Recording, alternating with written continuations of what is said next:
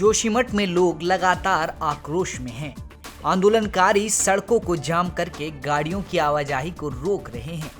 गुरुवार को भी स्थानीय जनता सड़क पर बैठी नजर आई। वहीं प्रशासन जाम हटवाने के लिए मौके पर पहुंचा तो लोगों का गुस्सा 7वें आसमान में पहुंच गया। करीब 1 साल से जोशीमठ के अलग अलग जगह भूधसाव हो रहे हैं।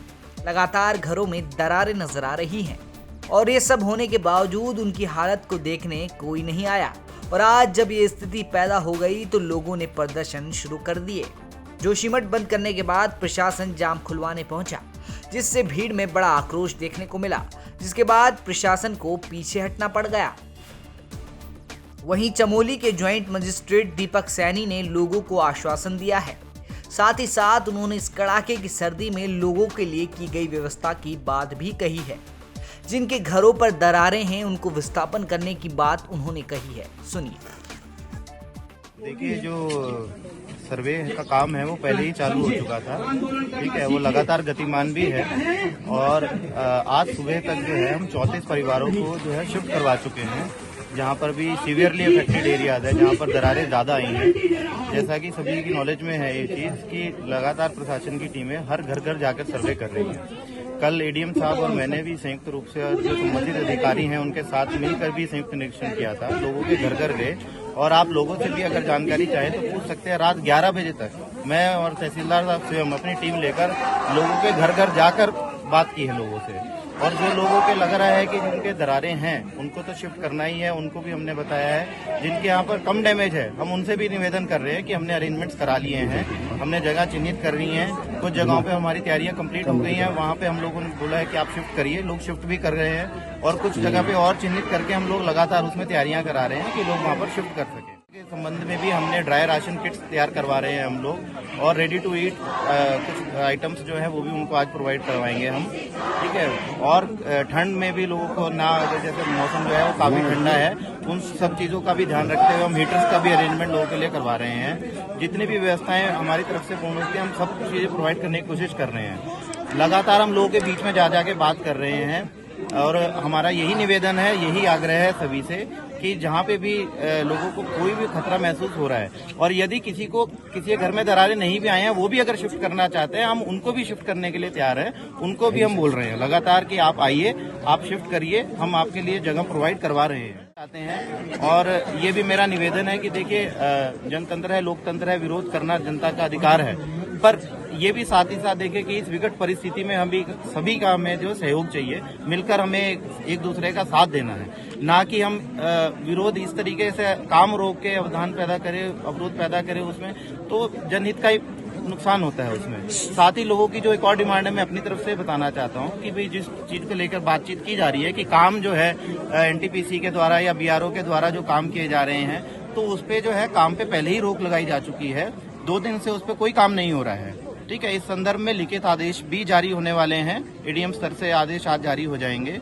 और एनटीपीसी ने अपनी भी प्रेस विज्ञप्ति दी है, जहां पे उन्होंने बताया कि वो जोशीमठ के लोगों के साथ खड़े हैं इस विकट परिस्थिति में, और कोई भी कार्य जो है ना, कोई किसी भी किस्म की ब्लास्टिंग नहीं की जा रही है, ये कंफर्म हमने भी कर लिया है।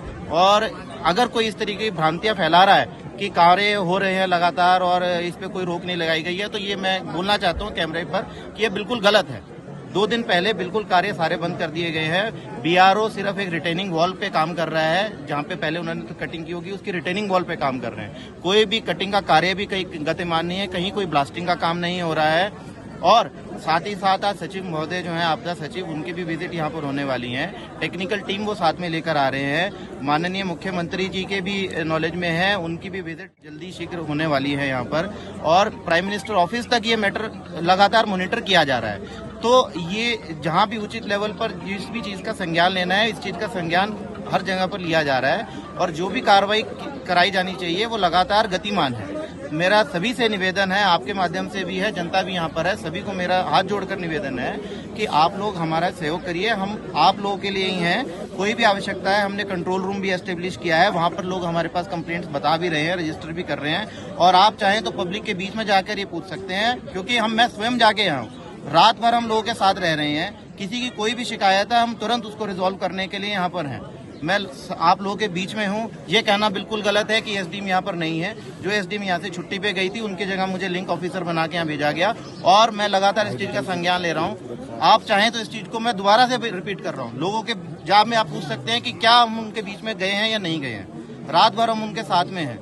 अगर कोई ये बात बोले कि हम उनका ध्यान नहीं रख रहे हैं तो सरासर गलत है। ठीक है, आप लोग भी हैं, मीडिया भी इस चीज को लगातार मॉनिटर कर रहा है। जनप्रतिनिधियों को भी हमने इन्वॉल्व किया है। जो वार्ड मेंबर्स हैं उनके साथ में हम साथ साथ सर्वे कर रहे हैं। आज भी जो सर्वे की एक्टिविटी चल रही है उसमें भी हमने सभी वार्ड मेंबर्स को अपने अपने जहां पर सर्वे होना है उनको बोला है कि आप उनके साथ जाइए। उनको कॉन्टेक्ट भी किया गया है।